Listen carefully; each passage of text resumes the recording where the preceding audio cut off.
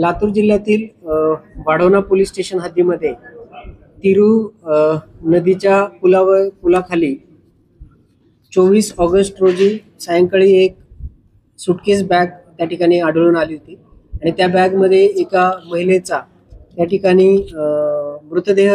मिळाला होता। त्या अनुषंगानं वाढवणा पोलीस स्टेशन या ठिकाणी गुन्हा रजिस्टर नंबर 230/2025 BNS कलम 103/1/238 या अन्वये गुन्हा दाखल करण्यात आला होता। या गुन्ह्यामध्ये सुरुवातीला जी काही मयत महिला होती तर त्या मयत महिलेची ओळख पटवणं हे एक महत्त्वाचं चॅलेंज लातूर जिल्हा पोलिसांसमोर होतं आणि त्याचबरोबर या मयतेचा खून कुणी केला व कशासाठी केला ह्या पुढचा सुद्धा या गुन्ह्याची उकल करणं हे एक आव्हान त्या ठिकाणी होतं। मागील 10 दिवसापासून लातूर जिल्हा पोलिसांच्या सर्व पोलीस टीम्स या अनुषंगाने तपास वेगवेगळ्या पद्धतीने करत होते। त्यामध्ये जी काही बॅग मिळून आली होती त्या बॅगचा तपास, त्याचबरोबर मयत महिलेच्या अंगावरील जे काही आभूषण होते त्याचा तपास, त्याचबरोबर सदरचं घटनास्थळ होतं त्या घटनास्थळावरचा टेक्निकल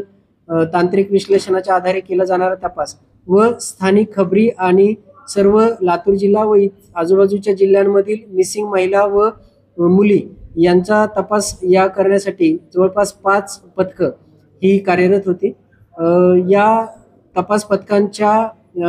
तपासाला त्या ठिकाणी यश आलेलं असून या गुन्ह्याचा उलगडा करण्यामध्ये लातूर पोलिसांना त्या ठिकाणी यश आलेलं आहे। सदर मयत महिलेची ओळख पटलेली असून सदर मयत महिला ही फरीदा खातून, वय वर्ष 23 वर्ष, राहणार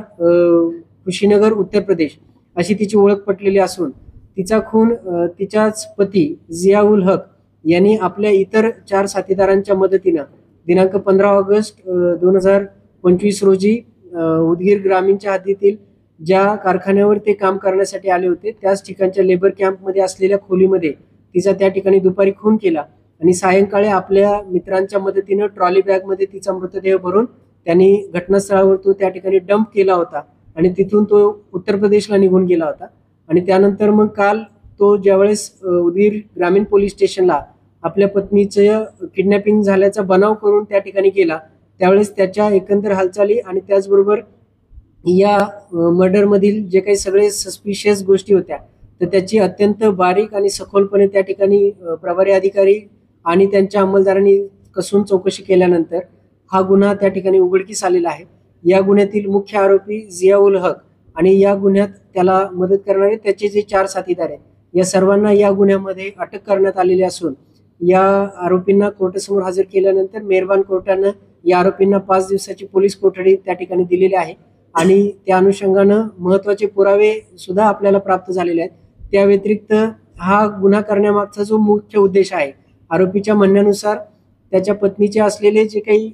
अनैतिक संबंध होते त्याच्या रागातनं त्यांनी कट करून ठरवून मित्रांच्या साथीनं हा जो खून केलेला आहे तर या अनुषंगानं इतर तपास आणि इतर पुरावे जे आहेत तर ते पुरावे गोळा करण्याचं काम या ठिकाणी चालू आहे।